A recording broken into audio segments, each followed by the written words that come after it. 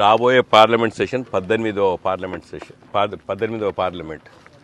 So 18 parliament elections అయిన తరుణంలో ఇప్పుడు కూడా మనం ఓటు మన హక్కు మనం వినియోగించుకోవాలని చెప్పాల్సిన అవసరం వస్తుంది. కాబట్టి నేను ఒక 3 రోజుల క్రితమే చెప్పిన, ప్రతి ఒక్కరు పెద్ద ఎత్తున బయటికి రండి, మన ఓటు వినియోగించుకుందాం, మన సత్తా మన హక్కు మన ఓటే మన నేస్తామని చెప్పి కూడా చెప్పినాం.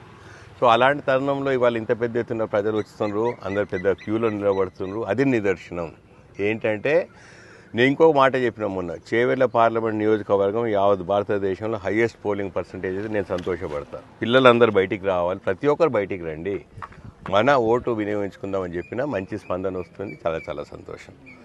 ఇక రాబోయే రోజుల్లో ప్రజల తీర్పును అందరూ గౌరవిస్తారు. ప్రజలు పిల్లలు అందరూ ఇంత పెద్ద ఎత్తున వస్తున్నారు.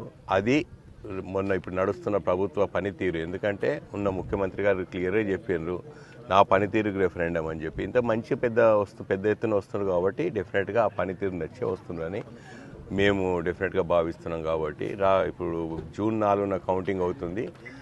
నేను కాంగ్రెస్ పార్టీ అభ్యర్థిగా డెఫినెట్గా గెలుస్తానని చాలా గట్టి ధీమా వచ్చింది. గత 25 రోజులు నేను అన్ని